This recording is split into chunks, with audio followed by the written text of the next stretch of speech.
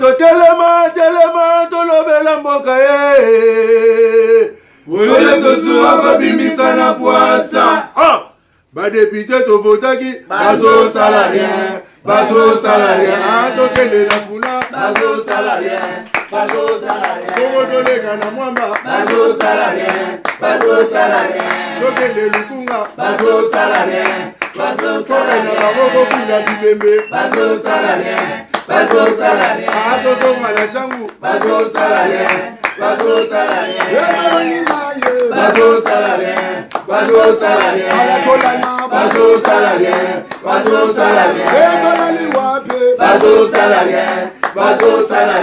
Merci Colonel Lola Zoualokoumou parce qu'il a permis que les lots, mes crédits le 15 février 2023, tous à la Nabino, tous sur la société Makambo Italie et Colonel Biso Congo. Le Congo, il y a le Mumba qui invite à Simon Kimbangu.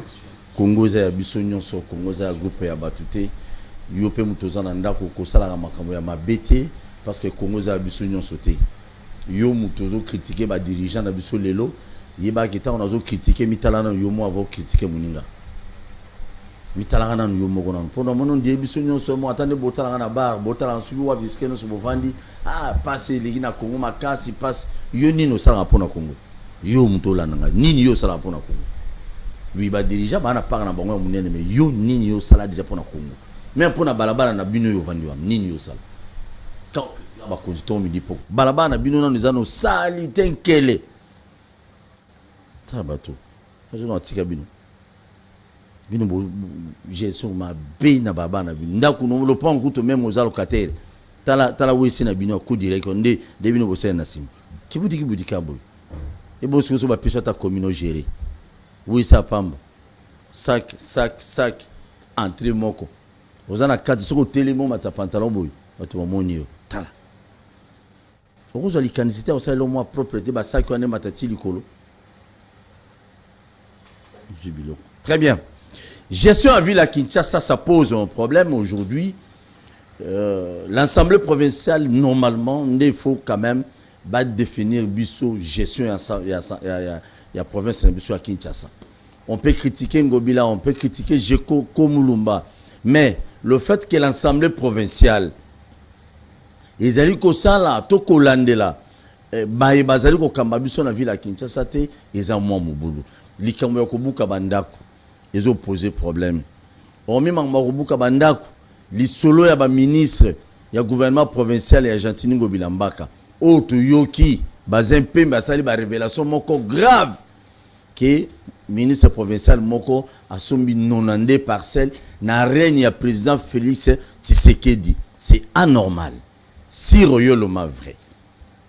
Abakisi lisusu bazempe mbekeno ya ministre provincial moko apesa mwana na ya mineur oya mobali soki $5,000 par semaine. Mbongo ngo azwaka wapi? Ateka makala te, ateka ndunda te, ateka fumbwa te. Bo kaka ye mutu moko asepelisa mwana na $5,000. Le moment ba kinoa to ana ba problème belé tali ya mbongo. Banzela buluyeki. Banini, makambo belé zo marché te. Mais un ministre provincial qui se tape la poitrine, il y a besoin mbongo. Peut-être à son mara ceux qui n'ont pas des parcelles si royaux le ma vrai. Mutuna na zotuna na bino bakinoa. Mutu aboya postuler bo voter les sous. T'es tous à réaliste hein. Mutu ya boy acheli baya bo voter nga singa matembele nga ndunda boy nga fumbo bachaka mbisa okauka mabako zebele bo vous allez les voter mais aussi ça. Est-ce que genre ya ba ministre aboy bazali ko aider président de la République pour que nous a gagné l'élection réellement dans la ville province de Kinshasa, to a gagné ba voix na coin ya Zali, to na commune ya Zali, voilà biloto lo bana tongo na lelo. Ndeko na biso Rodrigue Ramazani mukolo ya lobby. Aloba ki lo komoko wa lobby na minute oyo basoda ya sebaye. Basoda ya sebaye. Basoudanais bazundambu ya Nord Kivu. Ndeko na biso soit province ya pays mususu wana bazui pendambu ba Kenya ba Burundi pe bazui kwemo boye o bazo gérer ezo bangisa batwa wana balkanisation te boye Et puis, côté on a selon Ramazani, Rodrigue, on envoie le lobby. On dirait FRD, ça a quoi ta kunate. Moi, je suis évaluation à calendrier électoral. Tout le bilan, on a moi lelo. Est-ce que format Tozo Kinde, 25 jours, Babaxila qui dans Obabaxina Kinshasa, pour le déploiement de la machine dans la province où nous sommes fin fond, est-ce qu'en décembre, vraiment, l'élection aux ala? Voilà, Bilo Tozo Betanaton, on a lelo. Zala branché, connecté. J'ai sali équipe Mobimbaya, Bakino Balobi, à Tongo ya lelo. Au bazo Kambabiso, tous en andé, on a biso, Bazola Omega, le réalisateur conscient, très conscient même. Pasteur Kouloussi Sanasima caméra, a filmé un verset biblique. On a biso Ezekiel Moudi Congo, c'est lui, celui qui soit pour la zone qui n'était sur le moni, à Abeta Bilo Bokamote, Anna Moulumba, et bien Anna Moulumba. À la famille, à papa, c'est qui doit Moulumba, mais Anna Moulumba. Sans oublier Lumière. Moi, c'est un député Nabiso, député Lingaba et Langamona. Merci beaucoup. Sans oublier Médard et tant d'autres personnes. Vous êtes Libanga, tu es boire dans votre équipe. Oui, c'est une bonne chose. Candidat président des orphelins, il y a RDC Bonnet. Bien, Paul. Nicolas Belé. Oui, Nicolas Belé. Tous allons quitter, tous zongi. Bozongi. Vous préparez l'élection bien. Oui, tous allons préparer l'élection bien. Contre-temps, tous autres la paix calendrier en gros l'élection. Ce qu'ils ont réellement calendrier, ce qu'ils ont fait de route, ce qu'ils ont chiffon de la route. Chiffon de la route. Chiffon de la route. Ce qui ont bien en gros un programme que moto akanisi lokwa ninga zo kambamboka ndaku na ye alinga kambamboka lokola ndaku. Donc on a des petits papiers qu'on laisse à sa femme sur la table quoi pour un programme ménager. C'est différent. Donc tous awana tous là. Je salue et je te remercie Oningo Kanisinga. Nous sommes là pour vous. Très bien, merci beaucoup. Maître Armalo Kikane, linga ki to bandana nulelo na lisolo na sepelano za la mwa mayele makas au pesa makanti pour intérêt ya Congo mutune ya liboso ezali ya biso koyeba gestion ya ville ya Kinshasa lelo to ko condamner gouverneur de la ville à Kinshasa, le gouvernement provincial, ou tu condamner l'Assemblée provinciale. La gestion de la parce que depuis l'Assemblée provinciale, il y a Kinshasa, depuis le ministre Moko, Sam Leka, parce qu'il y a des députés. Tous les ministres provinciaux, sont députés dans le gouvernement provincial, ata yibi, ata pillé, ata sali nyonso, à Koyagate. On a condamné le gouverneur de la ville à Kinshasa, ou on va condamner l'Assemblée provinciale. Paul, il faut que celui qui connaît n'hésite pas de bien faire. Hein? Celui qui connaît n'hésite pas de bien faire. Pour autant que Moutualiboso ngana kubanda kotala izali gouverneur ou yazali muto ya tindami kozala pembenyi ya ko exécuter ba décision pembenyi ya peuple oyo ezali ko souffrir. Pour que Allah qui sa peuple quinois de quoi il est capable pour ce qui réellement azalaka muntu oyo que matière izali que loko ya kosala izali programmation izali plan ya gouvernance ya chef lieu ya RDC izali monsieur Ngobila lingaka sala biloko ya zo salate. Moi je peux dire que gestion ya ville province de Kinshasa est compliqué makasi est compliqué d'abord en premier lieu makasi. Compliqué, Makassi, il ne sait pas s'en sortir. Vous comprenez? Ni sur la salubrité, ni sur l'assainissement, ni sur le contrôle de la sécurité. Donc, aucun point où que gouverneur de province à maintenir réellement gestion de la province depuis qu'il est là. Aujourd'hui, toujours qu'il est année à Souka Angoyo, mais jamais nous n'avons cru que gouverneur de province à Kinshasa a la capacité à gouverner Viloyo. La gestion de la province de Kinshasa le complique sérieusement.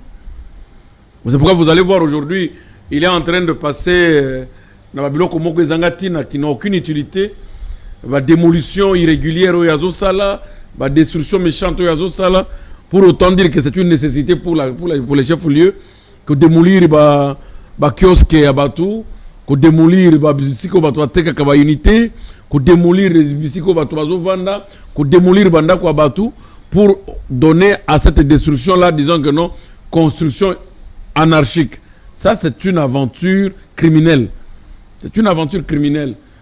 Puisque Moutou Ayebi ayeba ke pona ko démolir na yoka ke gouverneur argentinien ko bilazala kana ba miki il y a poto et quand même ne fût qu'on dit que le voyage est une école, même si on n'a pas fait des écoles de droit, mais le voyage ningo vivant na ba miki il y a poto, l'État ne peut pas démolir un immeuble de quelqu'un qui a un contrat. Jamais. L'État ne peut pas démolir un immeuble de quelqu'un qui paie les impôts et les taxes. Au moment on a par exemple donné l'exemple de kiosque au Vodacom à Tonga à Pembenya Banzela. Vodacom a eu l'autorisation de construire ces kiosques-là pour installer les distributeurs de services. Alors, tant qu'on a démolir, au moment où il paye les taxes et les impôts auprès de vous, ce n'est plus anarchique. C'est d'ailleurs Yondo préjudicié, puisqu'il paye du fait qu'il occupe cette portion de terre pour la vente de services, il y a une unité, et aussi pour raison de sa publicité. Et ça se paye à l'hôtel de ville. Ça se paye dans les services de l'État. Vous allez démolir un espace, puisque le droit foncier, c'est un droit complexe. Le gouverneur de province, il est l'institution exécutive de la province. Avant la démolition, il bénéficie de l'autorisation de l'Assemblée provinciale. Il présente le projet à l'Assemblée provinciale. Il y défend que voici, il y a tel quartier, telle commune, telle commune, telle commune. Nous avons constaté autant de maisons construites dans les endroits non prévus. Nous avons demandé au procureur de les appeler. Voici les personnes en règle. Puisque le procureur doit intervenir. Batouana va pas démolir Bango. Il faut procureur aille déjà que Bino Bovande en Dengenin. Puisque l'hôtel de ville nous avait saisi de vous convoquer avec tous vos titres et vos documents. Si on se rend compte que l'État avait déjà vendu, avait déjà mis son locataire par un contrat de location, Goubila ne peut pas démolir. Il doit procéder par la procédure d'expropriation pour l'utilité publique. Vous comprenez? Alors, il y a Sali, il a dit simplement que... Non, je te montre un peu les histoires où il y a commis qu'on s'intéressait à Yango. On n'en a pas besoin puisque c'est de l'irrégularité. Oui, l'essentiel pour le peuple quinois, c'était Bazar Nazando et Malamu. Bazar pour prêter à la ville. Bazar transport à la bien. Depuis qu'il est au pouvoir, il n'a jamais réglementé même pas un seul transport de la ville. Je ne sais pas quel arrêté. Et c'était prononcé quand. Tout le monde nous taxe tel qu'il veut. Le transport, mais pendant l'époque de Kimbuta, on voyait les arrêtés qui déterminaient le prix des transports intercommunal et intercommunal, de commune à commune, de tel trajet à tel trajet. Depuis qu'il est au pouvoir, dites-moi, il a fait quel arrêté pour préciser le prix des transports? Il y a une question. Parce que le bingo village, je ne conviens pas, mais il y a un ministre tutelle. Au Azali ministre, il y a transport provincial. C'est à lui que l'Assemblée provinciale doit interpeller et sanctionner. Ou bien il faut que non, quand nous avons bango bilan, mais les ministres provinciaux n'ont pas besoin de belleté. Non, le problème c'est que les ministres sont nommés par le gouverneur de province, qui les présente devant l'Assemblée. C'est-à-dire que les ministres sont les appréciés du ministre et du gouverneur. Le ministre n'a pas bateau, il y a nomaki. Mais ce qui a nomaki bateau, c'est de l'autre côté. C'est le gouverneur en fait qui répond devant l'Assemblée.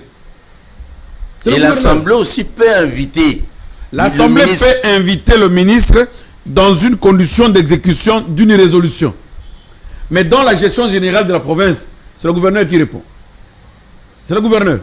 Pour autant que Yende Moutaza, chef du gouvernement, ce n'est pas comme au gouvernement central où le premier ministre est responsable devant le Parlement. Non. Dans le cas sous espèce, dans les cas de gouverneur de province, celui qui est le responsable devant le Parlement. Donc c'est pour te dire que c'est lui, gestion compliquée, c'est lui, comprendre le rapport entre l'Assemblée provinciale puisque avant il y a poser n'importe quel acte, au-delà, il y a portée interne et à bureau il doit informer et avoir l'approbation de l'Assemblée provinciale. Donc, l'Assemblée provinciale doit avoir autorisé au gouverneur de démolir. Alors, l'Assemblée provinciale doit avoir autorisé au gouverneur de ne pas fixer les prix des transports. Assemblée provinciale Kakawana doit avoir autorisé au gouverneur de ne pas rendre la ville propre. Puisqu'il y a 2 millions quelque chose de dollars au gouvernement central et aux PES dans la province à Kinshasa. Non, papa, faut pas nous dire que les PES sont sous-soutés. Bon, tant qu'on y a des PES, on faisait quoi? Puisque tant qu'on dit que non, les PES sont sous-soutés. Tu as peut-être que ça lit 2-3 mois. Mais tant qu'on y a des PES, on faisait quoi? Mais non, Nayoki qui est mbongo et cotisant à la banque.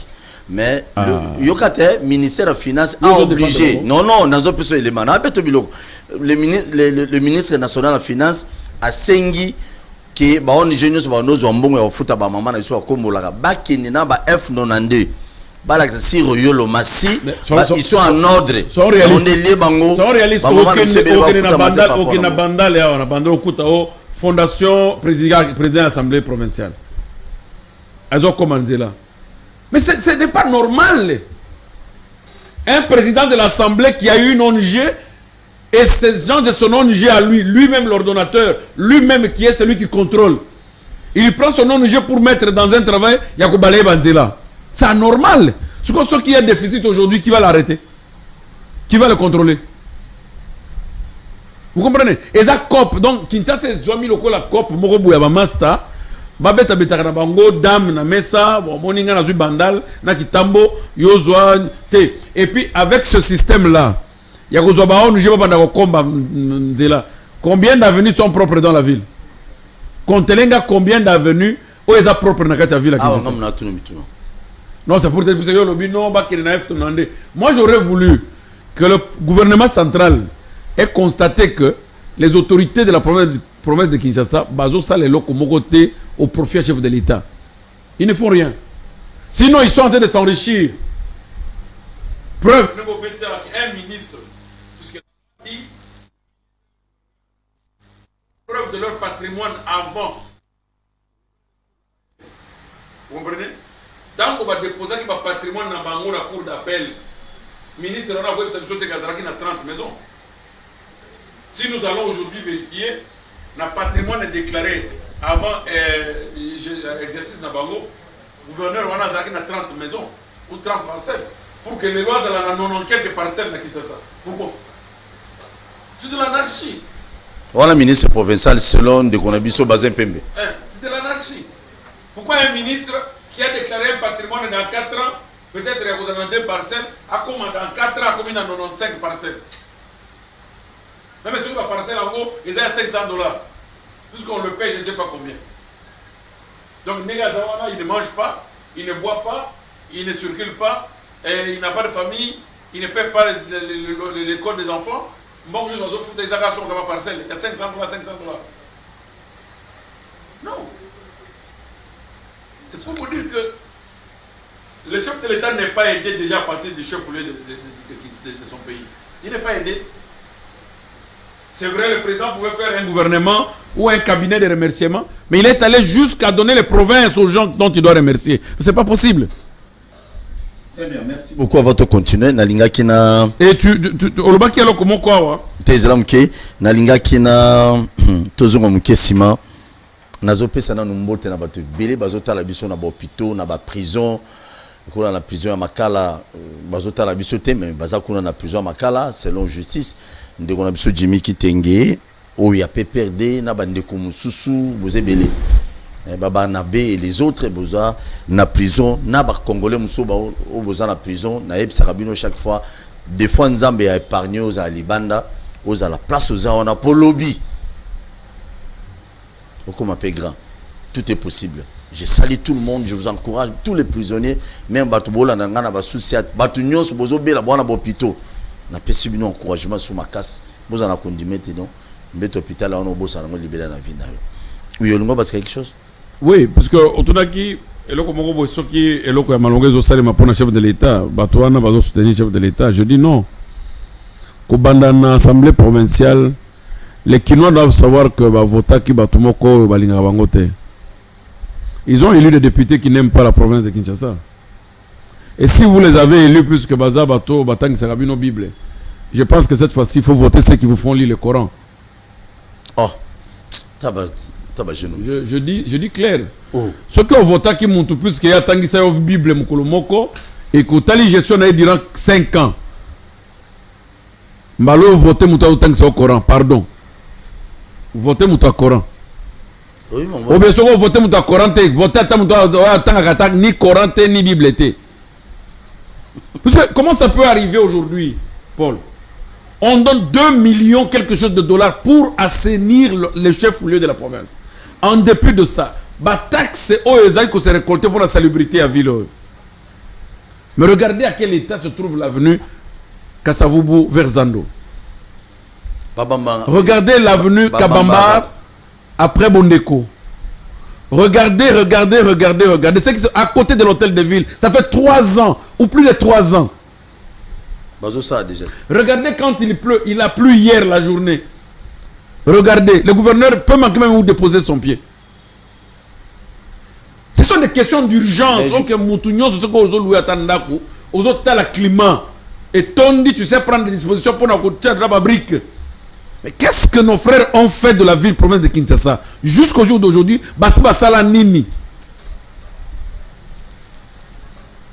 Sinon, se mettre dans des procédures irrégulières, que l'on la vice-gouverneur, que gouverneur, qu'on joindre un vice-gouverneur, c'est une procédure irrégulière, mais que nous avons accepté et te constatons encore à Kinshasa. Na Kinshasa. Mais maintenant, si Koyo, question dans la paix. Il y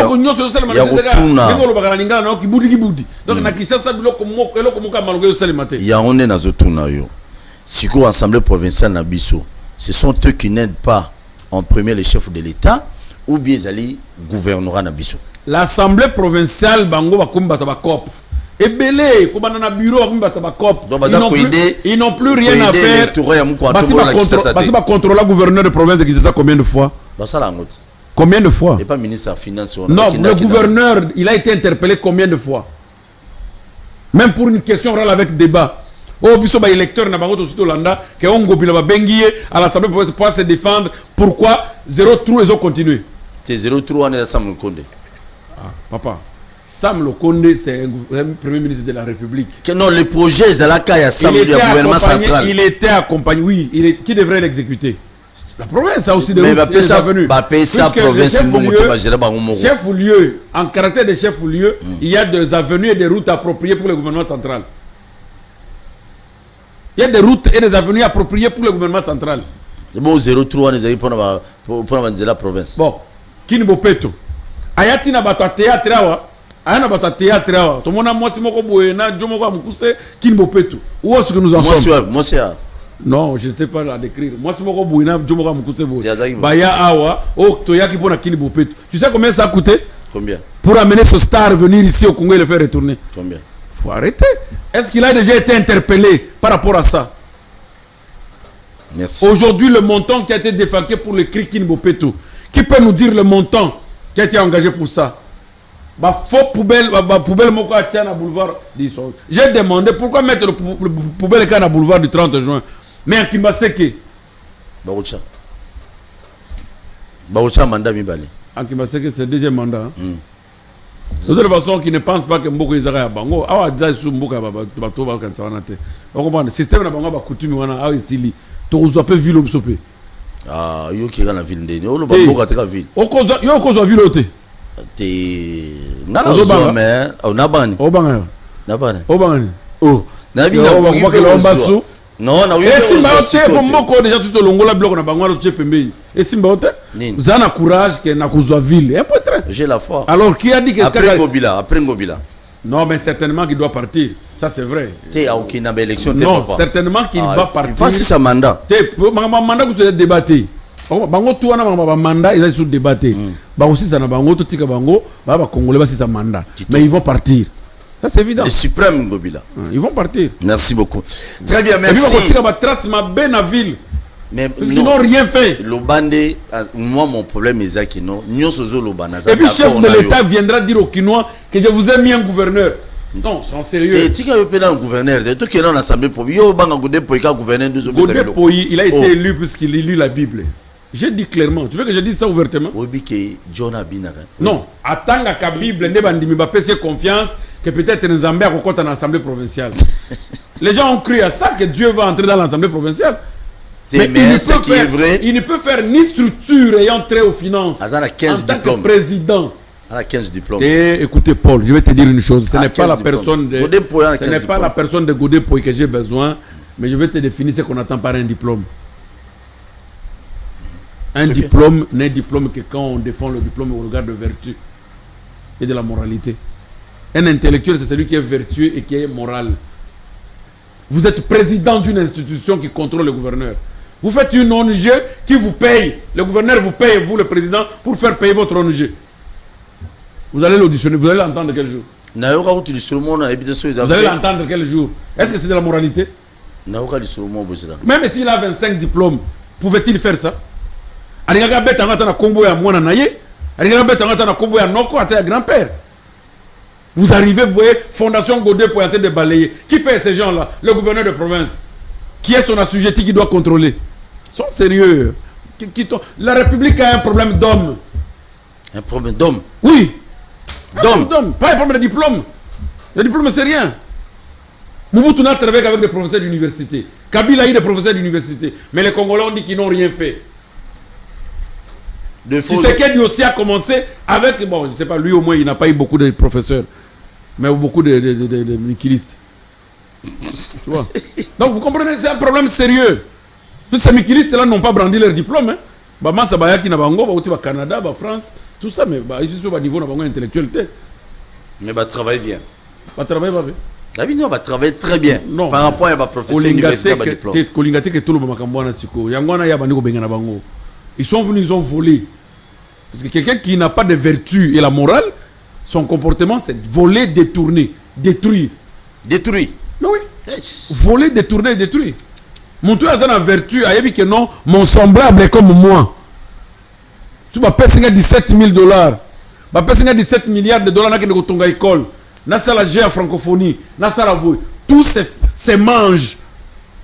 Vous voyez que ces gens-là, ils peuvent faire preuve de diplôme, même s'ils en ont 30. Non, ils sont sérieux. Merci beaucoup. Le président Tshisekedi n'a pas eu assez de professeurs, mais il a eu assez de mikilistes.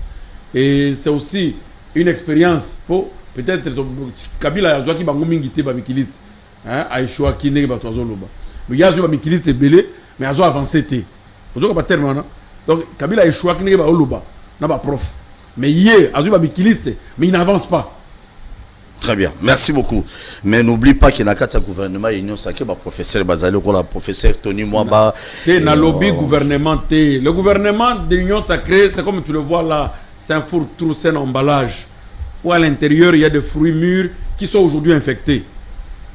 Pas de fruits qui sont pourris. C'est clair. Oh, mais oui. Gouvernement Union Sacrée. C'est un panier où il y a tout à l'intérieur. Et ça panier où c'est-à-dire ça devient un problème. Au-dessus, il y a déjà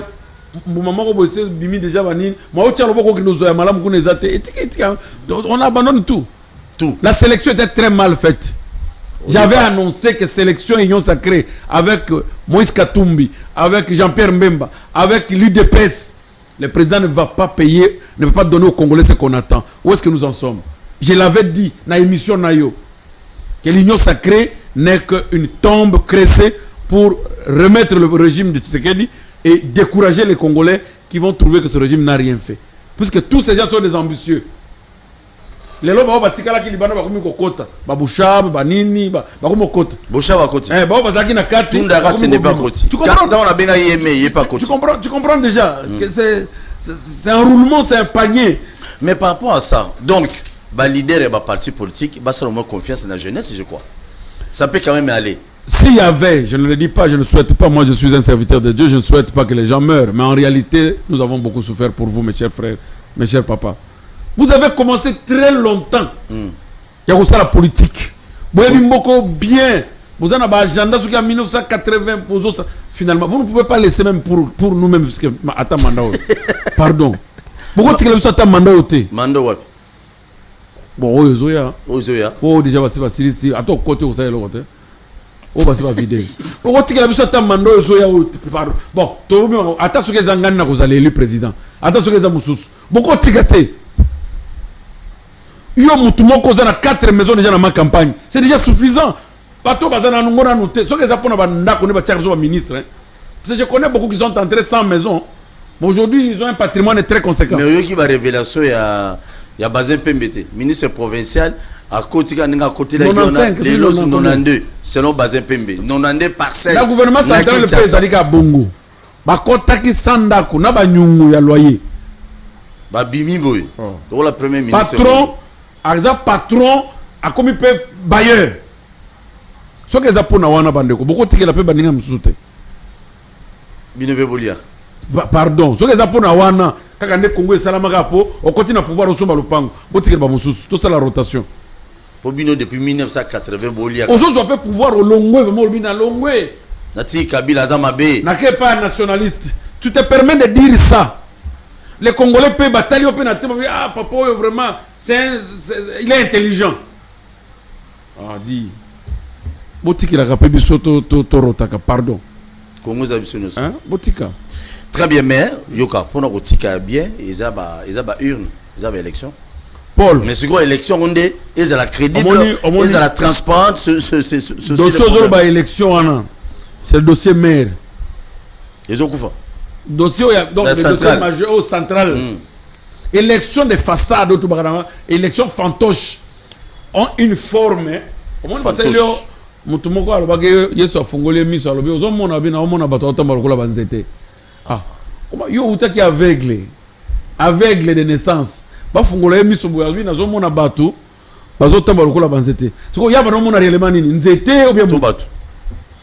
De forme élection à Congo. Donc tout le monde il y a 2023 forme élection à Congo. Attends, il est kaki.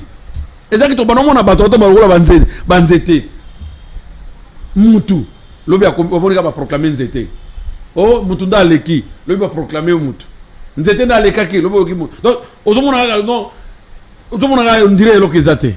C'est quoi quand dit en ballon de croire. Oh tu as na ba carte en couleur. Tu vas identifier mutu. Basala qui a un modèle wana. Parce que oh tu identifier mutu oté. Paul.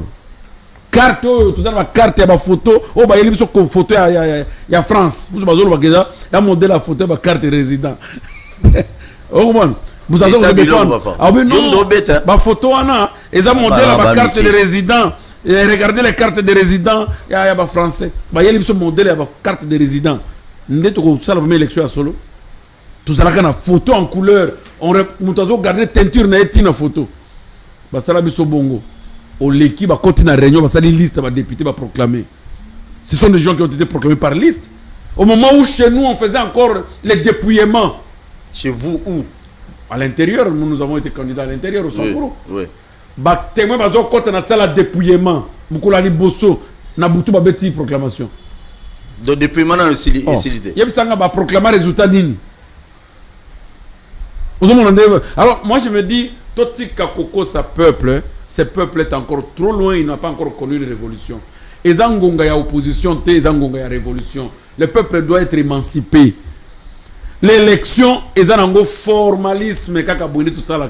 En réalité l'élection vient d'un bureau. Ba sali liste ya batu, ba tindi ba proclamer. Ba pesi kombo a mutu, ba tindi ba monsieur Mokonzi.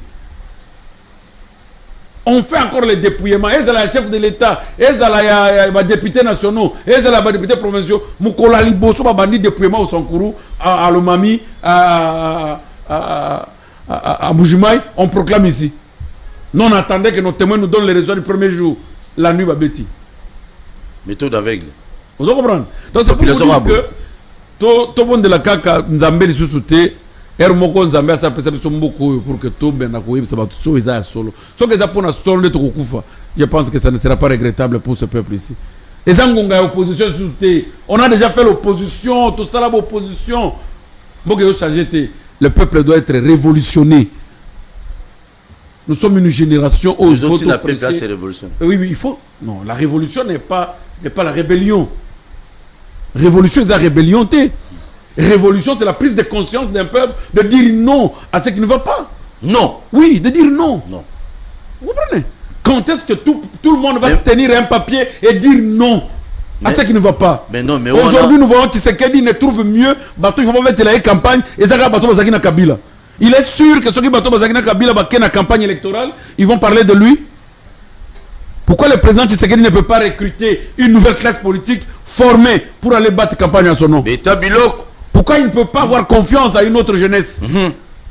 Ce n'est pas dans les discours, je veux que la classe sociale, classe politique change. Mais il faut mettre cette classe politique-là en mouvement. Il faut préparer cette classe politique-là. Depuis qu'il est là, il a parlé des changements de classe politique. Kabila, on a parlé chaque année. Mais à Tikabiso, professeur Ebele. Un individu a 14 ans à un ministère. Moutoumoko, 14 ans ministre. Non, Bazali. Moutoumoko a 14 ans ministre, même poste moko à ministère. Ah, ça veut dire que dans le Congo tout entier, personne n'a fait de bonnes études. 14 ans. Non, humainement parlant. Vous voyez des choses que nous supportons dans ce pays. Il faut que le monde, le Congolais dise non à un moment donné. Disent non. Disent non à la urne. Disent non à un moment donné. Yo, tu as reçu un mandat, on t'a testé. Bible au tiki n'a aucune institution sans Bible. On te dit non, tu ne vas pas passer. Tu as pris notre mandat en utilisant peut-être de la violence. 80% de nos députés qui sont élus au Sankourou utilisent la violence. La violence. Violence. Comment ça? Violence, je dis bien, je m'assume. Violence. Il y a le sang qui coule, il y a des gens qui sont blessés, il y a des gens qui sont interdits à côté de la bakwa. Donc, ils ont comment on dit Kagame n'a pas géré pendant. C'est une campagne bani boye pas à l'aéroport mususu batie ba mituka. Candidat mususu qui est à l'aéroport à province. On n'est pas comme vivre pendant bisouer moko. Na Sankourou. OK, bon, ben que non, territoire on a mon côté. Territoire on a côté. Territoire le candidat mususu à côté de territoire. Et ce sont le même nébaïs sur l'union sacrée. Et ce sont les mêmes gens qui viennent dire à Tshisekedi aujourd'hui que tu es nationaliste. Tu deviens nationaliste, toi Tshisekedi, et nous allons te donner des voix au Sankourou. Humainement parlant, il faudrait que le président s'assume. Il est chef, il est à la place où il y a la vie, où il y a la mort. Il dit non aux antivaleurs. Batouana, il faut leur donner un nom. Ce sont des antivaleurs. Ils n'ont pas aidé Kabila à réussir. Vont-ils l'aider à réussir? Kabila peut se voir ma poste nyonso. J'ai dit 13 ans, 14 ans, tu es dans un ministère. Balongo liote. Remaniement nyonso, tu es là. Et après, tu dis non, Kabila. Je ne suis même pas quelqu'un de Kabila. Bah, ma bien. Et aujourd'hui, vraiment, on dit. Par exemple, Mboa Oyo Bakapona cause à Moïbi. Atika Moïbi n'a été attesté Bakabie. C'est le bon nom. Paul. C'est le bon nom. C'est le bon poteau Kassas. La langue nationale. Il y a un problème. Il y a un kino. Ah, qui y a le Obama. Le bon nom. C'est bien. Fort. Hatike lo keolata o kahe. C'est-à-dire Mboa etika kezali o bakabaka été. Ce que bakabi Mboa na kimoyibi. Alia kabamaki. Yeba kesika bokabiye pe. Akene kolega maki. Donc Moïbi est sénateur. Et moi kotika jamais zali na yewana parce que malgré bokabiye jamais. Donc malgré balongwe Tshisekedi balongwe Kabila, ils vont pas laisser leur comportement. Donc on a osé lobela dans l'ensemble des Arabes. Batunyonso Kabila a servi, a mis vraiment le pays au plateau. Ils se sont jus de ce pays comme si rien n'était sur leur tête. Même Dieu n'existait plus. Même Nzambe azalaki suna mitu na bangote. Deba se plaint na mboko oyo Kabila pesa bango. Et aujourd'hui Kabila devient indésirable pour na bango. Diable. Non, sont sérieux. Lucifer. Papa, Batouana, bakotika kezali na bangote, tozo zela.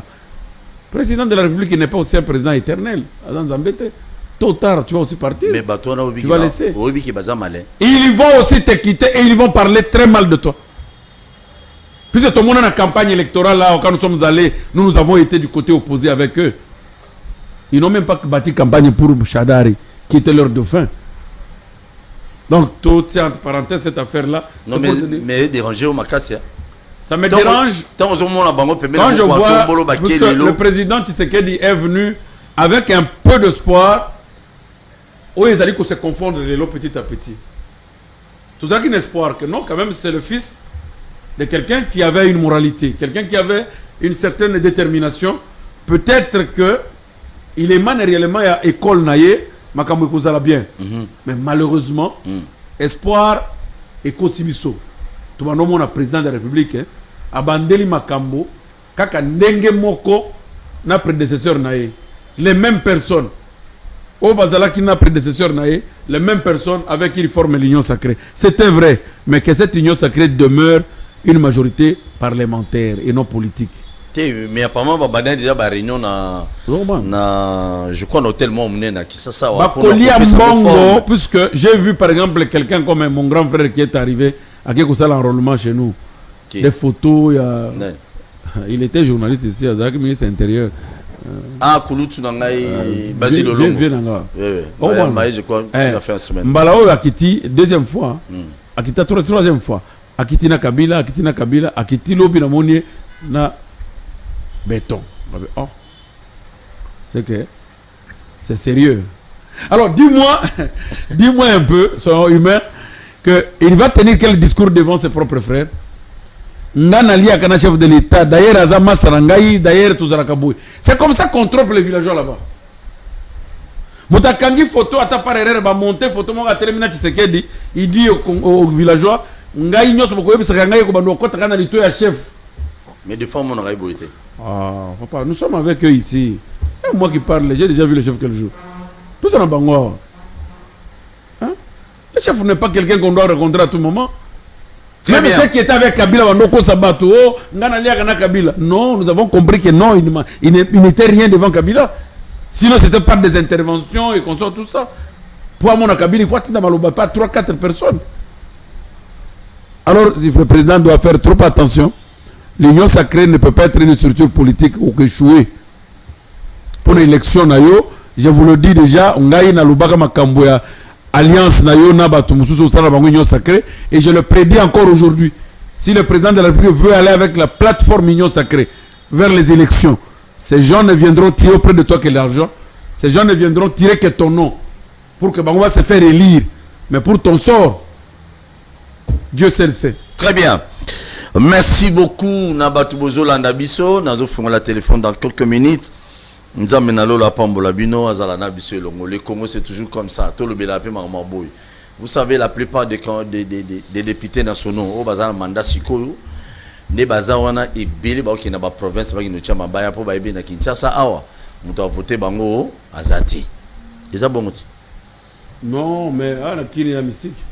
Nanga boyna so na postuler na kina ngara oleka. Ça c'est vrai. Mais na boyi puisque bato akuna ba souffrir pour nanga. Oui ba oncle ba tante ba tout batika ba musu batika ba ba cicatrice pour na ba fimbo ba beta bango pa ba député bato union sacrée actuelle. Ba musu ba zo ba bil ba sasi bwana makolo. J'ai un oncle ba beta masasi pour ngai. Wana ezana mboka ni. Ah Paul. C'est au Sankuru. Au Sankuru c'est vrai que na kwani mboka. Na Lodja non? Na Lodja. Oui. Le pouvoir est acquis à 80% par la violence. Donc les députés babimi à Sankuru wana 80% de ce pouvoir wana par violence n'est pas du pouvoir wana. Je te le dis, c'est chez moi. Mais na kobo e pa na ngate pour ce qu'ils pas na ngai. J'y vais, nazo kende. Mais na sengi na mokonzi mboka. Que ce qui a été fait pendant l'époque Kabila, que ça ne se répète pas cette fois-ci. Ah mais na Sankuru monsieur batoende ba kepeme na mukontombolo wana. Bon continue ko sala toujours. Ya ngoto lobeke ba manosela la photo. Ya ngoto lobeke mboa atika kezali bakabaka été. Mais nous cette fois-ci on ne va pas se laisser faire non plus. Très bien. Merci beaucoup toujours contre le solo SM Mboka na biso. Mais congolaises bino bato bola na Sankuru bola na Mbujima bola na ngai na kwa nyonso ya mboka bozola na biso. Ezala bato musu bazalaki na Kabila so baleki na télévision lelo. Niveau zo kumisa muko antombolo. O boulé net abandaka asaka lutte na muko antombolo. Mais je demanderai au président de la République. Kanisaka bato babunda poyo comme président, c'est le peuple d'abord. Yami balé, ozana ba politicien na bilenge na ba jeune belé o ba accompagner kiyo pour comme na kiti ya bokonzi. Les Caïmans qui sont venus chez Kabila, bako peso jamais mayomela, ba peso ka komo bololo. Le nenge ba sali Kabila, nenge pe ba osala yo. Na sepeli makas maître Armand lobelo mo ya mutu ya lobi. Na province na bango, na Sankuru. Ba député misuso ba bima ba o siéger lelo. Abi ba bima pour la violence. Pour la violence. Mais des fois ba populaire kunate. Monsieur le président, on a ba service nyos ya mboka. déployer bango na ba province ba yeba bato ba uti pa Kabila na ba province wana baza populaire touté ou bien ba rosala lo campagne na koya mboka ou bango bazali pour la violence ne mettre armement lobby ou bien ba rosala vraiment parce que baza populaire. Est-ce que baza na ba base naturelle, monsieur le président de la République? Pour que le Congo de Lumumba aille de l'avant, tout ça a besoin de la valeur. Non, de la violence. C'est très important, monsieur le président. Tout qui n'a pas Kabila lobby na dernière minute à lobby, na tuko jouata 15 collaborateurs à Malamute. Mais quand Batouana, on bazala qui va plus proche à Kabila, on va y lelo. Kabila lobby 15 collaborateurs. Et bon quand yone ba pesa. Ba dribbler au mkwantombolo, Batouana mon loin. Remaniement na oki ba comme na si ceux qui sont solo na habité. On dirait que ba Congo ya Batouana belé eza bocha ba na gouvernement. Nini bango basala kité na moment ya Kabila. Bon ka siko. Et bela bilenge ya IDPS ba jeune congolais basé belé ya mayel. Boko pesa bango chance te. Na lobi na kaka. Lisolo ya est mboka na biso. Ndenge Rodrigue Ramazan alobaki lobi, alobi ba soudanais bana kwena bango, ba pesi bango kwemo ba gérer son tampon na bango. Ba Kenyan ba pesi bango pesi kwena bango ba gérer bani. Kobanga vraiment ils a pénétré. Si Royo le massif information n'est pas vrai. Sur l'Est, Beta Biloko, nous avons le téléphone. Oui, Paul, avant nakota l'histoire Est, nous avons fait arrière moko pour le calendrier électoral, puisque tu es kokota na makambwana. Na lobaki ya na émission na yo, je pense que monsieur Kadima doit être sincère. Il peut même avoir son courage à côté chef de l'État. Il peut avoir ce courage-là de dire que je ne saurais pas, parce que si M. Kadima ne sait pas arriver à faire un calendrier électoral au travers Mayel ou Batoazo Vantelé, surtout le baki qui était Mayel, ils ont un cadre comme français malamoté. Mayel, ils ont un cadre à élaborer un programme, planification, programmation, et puis pour la réalisation, ils ont organisé Mayel et Angwana. Donc, M. Kadima a totalement échoué en préparant un calendrier que j'ai appelé au début calendrier provocateur. Pour ceux qui modèlent un calendrier où Ezalaka, il y a pouvoir passer, il y a toujours ça la marche mkolonyos. Mais les bisous bateau pour tout ça la marche mkolonyos. Mais regardez depuis Abimisi calendrier où Tilelo, toujours tout Congolais regarde Kadima, la Kadima, est-ce qu'il va sortir quoi de bon? Abakisi 25 jours na Kinshasa. Kinshasa doit avoir au moins 5 millions quelque chose, 800 quelque chose d'enrôlés. 7 millions. 7 millions plutôt. Oui, c'est dans les 7 millions. Pour garder le nombre de sièges. Oui, Azalaki Nango avant. Or, nous devons dépasser le nombre de sièges autant que nous avons de nouveaux majeurs. Oui. Vous comprenez? Donc, aujourd'hui, nous n'arrivons même pas à obtenir le nombre de sièges au Azalaki avant. Nous n'arrivons même pas à obtenir les nouveaux majeurs qui devront compléter le nombre de sièges pour que tout le monde soit côté d'un député. Alors nous nous contentons simplement de dire on a besoin de 2 sièges, 10 sièges en rapport à ce qui est passé pour que ce qu'on a 2000 voix dans la commune. Donc nous avons 200 voix, on a 10%. Vous comprenez? Déjà une élection qui n'est pas très confiante, qui n'est pas très technique et Salimi Malamouté. Le calendrier a échoué parce que l'élection que vous allez respecter était dans le délai où il y a Komaki. Au moment où on a toujours la province où il fallait 10 autres provinces où il fallait passer l'enrôlement depuis le 24 janvier. Le 23 février,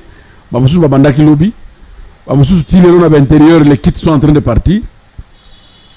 Donc ça ne pourrait jamais arriver que mois de mars, enrôlement ici dans la province, ils doivent prendre combien? 55 jours.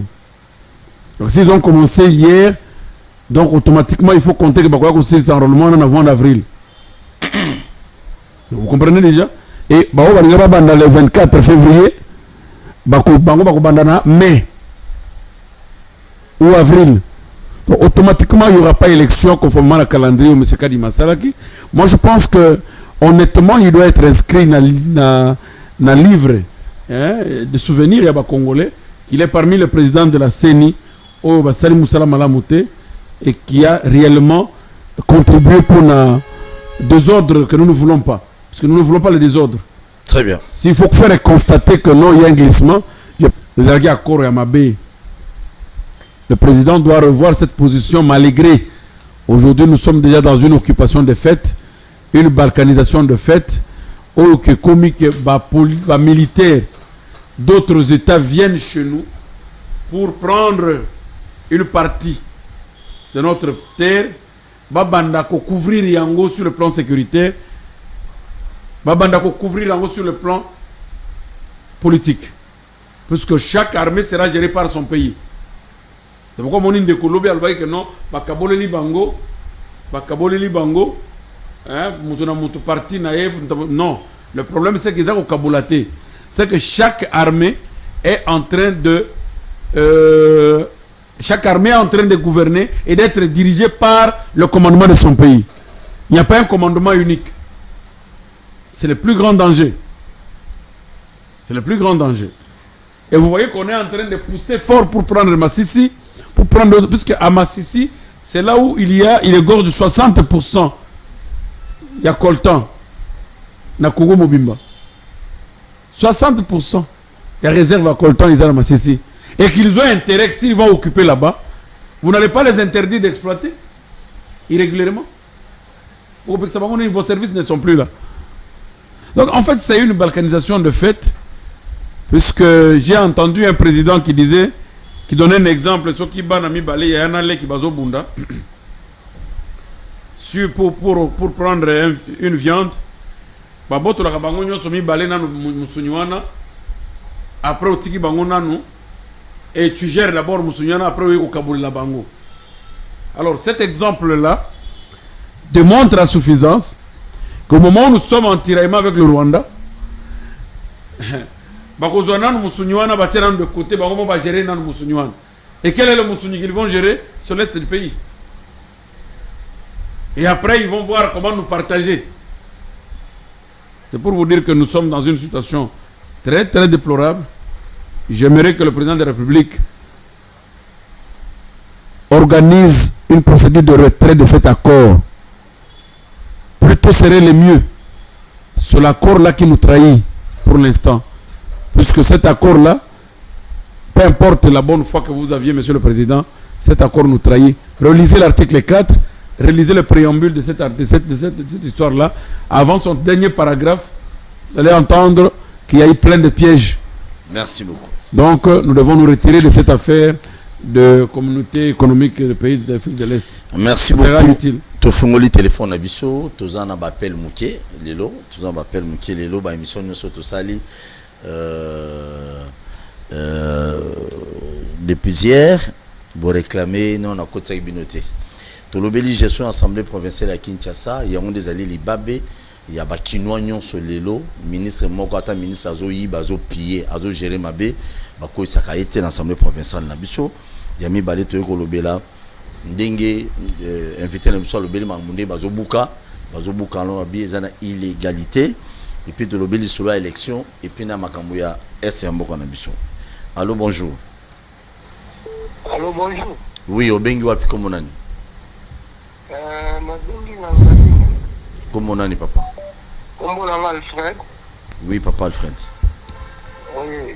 Na lima qui vraiment na soulevé selon Oh là là. Alfred, comment tu es parti?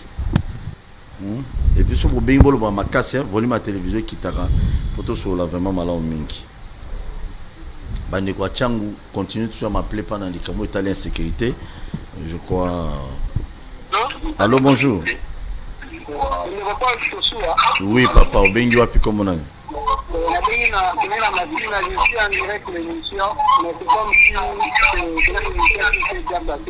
Comment on a ndeko tozali en direct? Comment on a? Oh là là, nous sommes en direct. Nous sommes en direct. Au bengi pesa comme on a au poto sola vraiment malam ningi. Je disais bana ya changu babengi nga kotaki manse kuna na kati tracasseries au continuer pas ba ujana ce qui ba konzi boko meke portal kambona. Allô bonjour. Allô. Au bengi wapi comme on a? Ah bonjour. Oui, au bengi biso wapi comme on a? na bengi à partir ya Django. Kombo mais c'est lui. Mais c'est lui, toujours au cas où, mais c'est lui. Nazoli ngalalo bapona ndeko ya utakolo bana Mopanzi. Oui. Ya za originaire ya Sankuru. Na uti na Sankuru na kuti baponi mwana ya pauvre terrain. Kwa sala bichala ya Bantela. Ezana eloko moko te ezosali d'ailleurs na balabala principal oyo ya Lumumba wana ya Kolonga Ropo.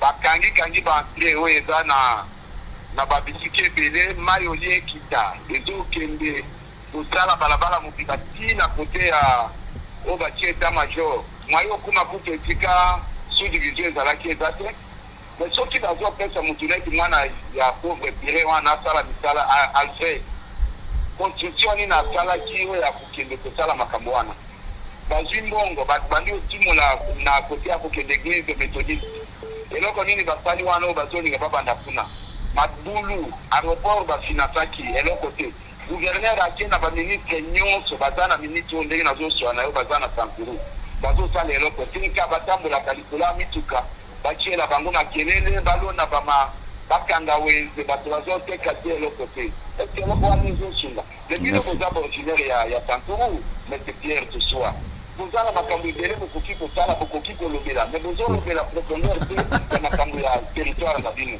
eza malamu te esengeli bokota mozindo otalisa bato On va faire une émission spéciale pour ça. ndenge alobelika moto oyo asali 14 ans c'est mende moto oyo azocreye problème kuna azwi batitre Mende afundaka bato papa na boye baproblème. batie ebele mais na centre toza na quelque seulement quelque chose qui dit batangi ya kotanga. Merci beaucoup.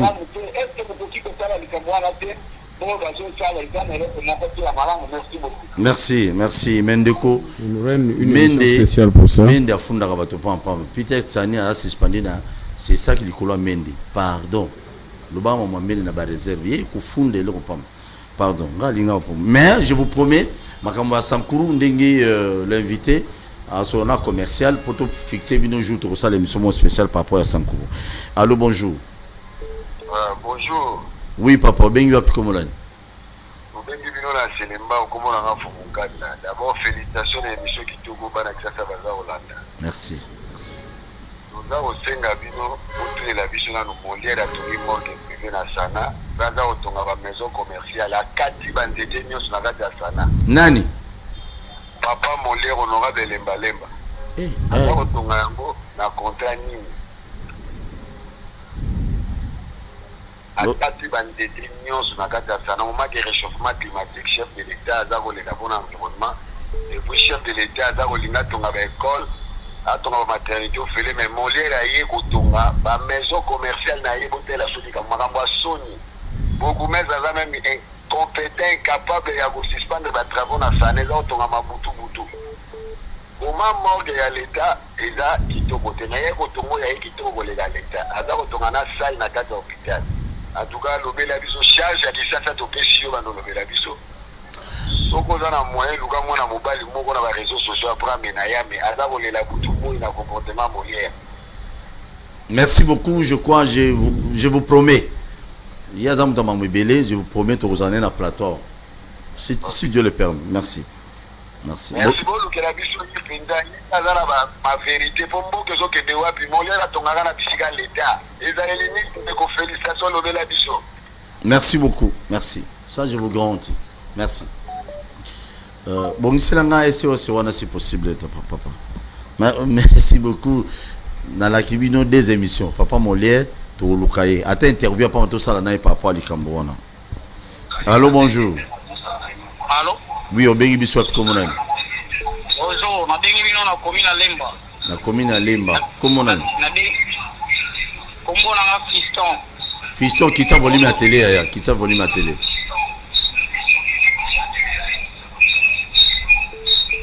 Allô? Toza kolanda bino na émission kitoko bosali. Merci. Émission ya boiso eza kosalama eza mpona mboka ekende liboso fuko telema émission ya boye émission kitoko. Donc eloko boza kolobela sur makambo ya ngobila za kosala fuko temela po wana makambo za kosala eza normal te Loko papa alobi pona makambo na ye alobi makambo ya malamu alobi akosimi bapoye bien ya malamu dobo teme la bapoye wana tozomona clair te tozomona réalité te makambo wana si point botelemeli tosepeli nango mingi botelemeli yango. Merci beaucoup. Continuer na bémission wana. Merci beaucoup papa. Merci beaucoup. Merci. Mais tous allez émotionner te. Les ana ba bisika musu ba tumusu ba tonga on peneza ya l'état. Donc comme Boulou et Kezali na régime ya Kabila, alors bango tango baye ba moni ke Boulou et Kezali ba buki. Alors ce qu'on na place à l'état, ma personne qui au préavis, on les appelle sumute. On a vraiment Ngobila coup de chapeau. Allô bonjour. Allô bonjour. Bonjour papa. Obengi wapi komonani? Oui na bengi na mbinza na pesa kombote bon. Problème na ngana zolo bande na gouverneur Ngobila. Mais na kokamwa gouverneur Ngobila na oyo nani oyo Jekoko azobuka bandaku mais alobi ke garage ne ba kobuka te mais garage na yepesa na nzelati. En plus ba ville mobimba ki ça c'est la salité, ba carnivore ça boucher. Olengo bila lukana no mbongo ba lukana no ndenge ba kobongisa ba kwa ba longola ba salité na ba carnivore ba mbule zo boma batu etika ko boma batu ngobila zola na kobuka bandaku. Est-ce qu'on a des solutions? Ba parangai. Batu wana bazo luka mboba mama na ba otekana bazana misala te ba otangisa bana ba ona ba mbongo ba otekana. Ngobila mukolo moko te mwana na yatika na kolala nzala. Osolanda mukolo moko te mwana na tanga na bekolo bana na biso bazotanga. Mais bis ba mama na bazo dibu pona kotangisa bana na bango na pasi. Na biloko ka ba bazoteka wana na ba butiko ka ba batongi wana. Mais yazo ke lokobuka ba butiki loko malamu ya mona ko sana vilo zande kobuka ba butiki. Et loko abe ya mona zande kobuka ba butiki atika ba butiki avide na ba carnivore. Mbongo kota kana kata ville wana avide na ba carnivore. Bongo na simande azonga na makama kobuka ba butiki. Très bien, merci beaucoup. Konjamboko bazana mawate, bazana bawa peuple te. Nde makamba sana kina yumbi angwana. Na yumbi bazaba kufa likola Ngobila wana. Merci beaucoup. Tout ça l'émission à Kinshasa, c'est la Yumbi malheureusement. Yumbi mange pas d'éléments, il faut je crois Trozana Modacho les qui Ngobila moko Trozana na plateau pour te bétaner bilo calmement. Mais ndeko to condamné ka ko bukate. Biso pe biska bota rona lelo ya kalamu côté afuna kuna. Batu ba réduire penama ya kalamu ekomi boyi. Ata bino moko vraiment. So ba ke ko buka bango na to leli. Allô bonjour. Allô Noko. Oui papa bengi biso comment on a dit. Negoloba mwa makasi tozo kona se. Na bibo Noko. Oui. Ngobila yazo buka ba biloko ya batu. Olobi likambo ya maya kalamu batu badimne maya kalamu yo oza mwa chango kitara chango tala pembe na maya njini na ngambo ya njini. Na ngambo ya matina tebe na ngambo njini sika batongi mwa staff mwa kitoko. Oui, je vois. Kwa wana ya kobuka ya modi. Biloko wana ide mwa tango bila. Abuka pe yango. Ah OK. Na les cas qui je crois joue moi na aucun aéroport na butu na moni ambiance likolo. On a raison. Bon, moi nazana ngo milieu du village. Côté nyon sata nani atongi za place à ma belle état le babuka. Je suis d'accord. Na côté ni mututé awa. Allô bonjour. Oui, allô Paul Toussoua, bonjour. Bonjour mère, obengi wapi comment nani? Na bengi na lingwa na c'est Naomi. Ah maman Naomi molandi munene abakino balobi beta biloko. Na obeta biloko Paul Toussoua nalanda ko chaque jour. Merci beaucoup maman Naomi beta biloko. Na lingi na lo de la président na biso Fati Beto, biso peuple to lingi yo. Makambo nini Ngobila lingi ko sala kada suka manda na yo papa. Kala mingi te élection. Toko vote o ndenge nini na biloko aboye papa. Batu bazola la nzala. Chômage. Banda okota na pouvoir. Ata entreprise mo. Naomi, les locataires avant hein, moni hein. Obeta Ngobila. 4 unités na musika. Allô bonjour. Bonjour Mbuta boni bino. Ça va très bien de Bengi biso comment on a. Kumbuna ngai Mbuta livingi. Tozo ka papa. Nazabu na makambo bwana mwana mubali babina na muliri. Muliri yaza kutunga kaka na bisika ya lita pona nini. Nekoloba makasi tozoko na se. Nkumbula ngai papa Luvingi naza kuluba pona Muliri, papa Muliri yaza kutunga kaka bisika ya lita pona nini. Akenyi kutunga sali sika ya mon papa Molière Katua. Allô? Allô? Allô? Allô, bonjour. Ah oui, bonjour, monsieur le journaliste. Oui, papa, bien bisop comme on a. Ah, comme on a général patience. Général, mais comme on a général patience. Ah. Oui, toujours au général patience. Nayo papa tata mutu wa pouvoir mais c'est la tête pachi beto biloko na tête na ngobila biloko. Kitana volume ya TV na yo, kitana volume.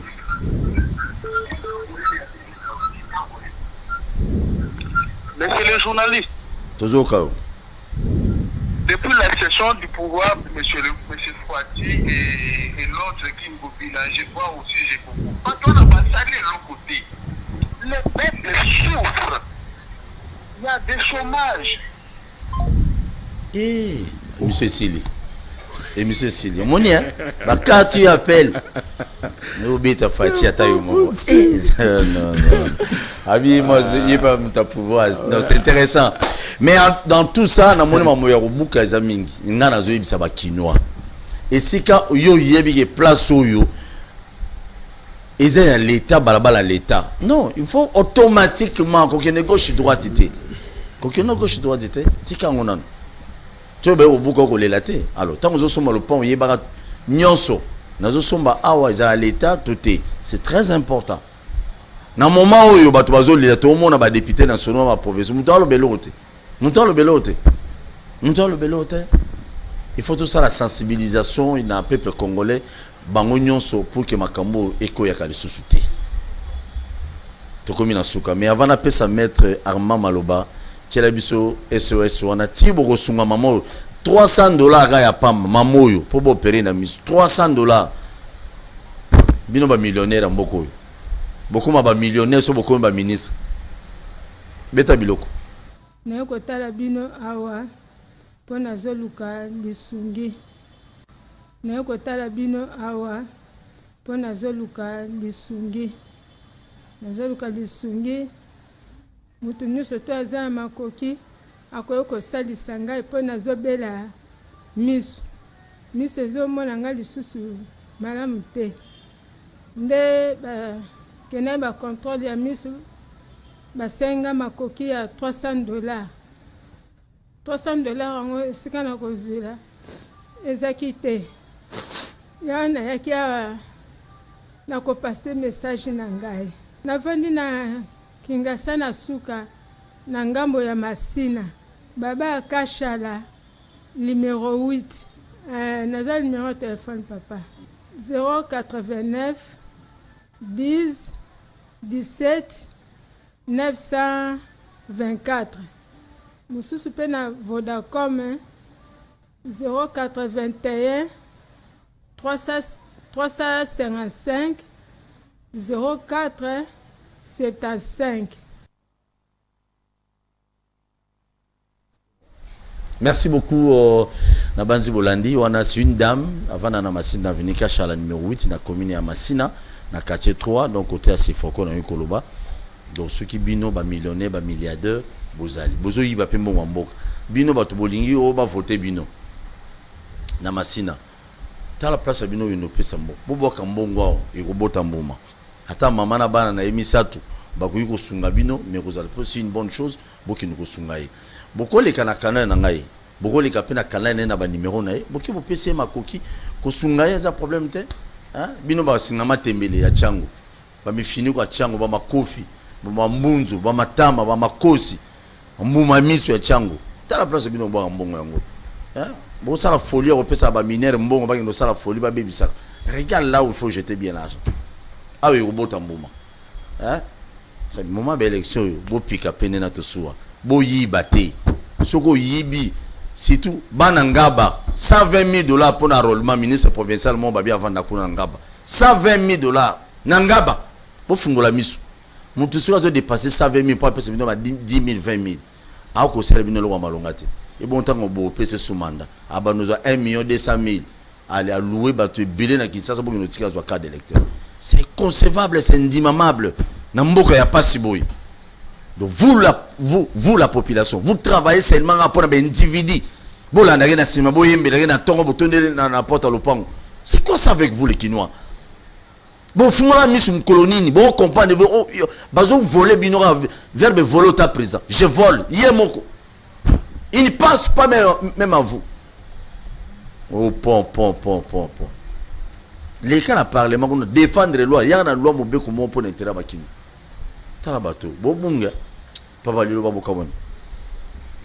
Merci Nabatuyo Sobalandibiso. Moi je ne peux que vous souhaiter aussi Moussala Malam Mundengozo Sala pour nous faire informer Bato. Yasuka Izali que Batunyo Sobaza se sentir lésé na badroit na bango au travers comportement ya hôtel de ville. Vous avez droit à saisir instance judiciaire. Commis découragé que plus que na mbongo te na na kenotianga ka. Batouana bazape batou, bazape na âme, bazaba humain, ils ont l'intime conviction, l'intime conviction ba juge. Ba ko sambi ce hôtel de ville, s'il faut dédommager yo, à ko dédommager yo. Ne craignez pas, o babenga ka l'état izalaka mutute. O babenga ka l'état izalaka institution te. O babenga ka l'état izalaka mobe kondi babenga ka l'état. Somo ko balobi l'état lobby. Sachez que eloko ana izando mobe kondi lobby. Ko izala conforme na mobe ko. So que ça conformité vous êtes obligé de saisir bateau oyo bazali ko rendre justice ba ko rendre bino justice na oyo Italie élection jeudi que monsieur Kadima doit disposer pour Asenga Mokonzi Mboka à remplacer par un autre président qui va diriger les institutions sainement avec capacité pour na continuer kabiso na élection apaisée et puis avec confiance. Très bien. Makambo Est, j'ai dit mon dernier mot que le chef de l'État nous écoute, qu'il fasse une procédure de retrait de cet accord où il a signé pour la communauté économique du pays de l'Afrique de l'Est et que ça la malam puisque accord wana ils ont conçu uniquement pour dribbler RDC, ils ont conçu pour que biso que ne dribbler bangote donc bangonde bazoya ko tirer profit et pas na biso et ça ne se fait pas dans le rapport des États. Il faut que le profit soit mutuel, le profit est gagnant-gagnant de tous côtés. Donc le président peut se retirer et il ne sera pas estimé faible, mais néanmoins il n'est pas tard pour que le président se retire de cet accord. Merci beaucoup, vos abonnés massivement à la chaîne sur YouTube, Bakina Balobi TV, et puis Bobo Sanate, qui tout soit pour appeler na TikTok, qu'on appelle ça Rabatoli. Toli car na TikTok, Bouzo Bezaguna, pardon. À tout à l'heure, à 16h, dans un débat, il y a un biso Pascaline, il y a IDPS, na prof Yeni, où ils allaient passer Mboa Boyi.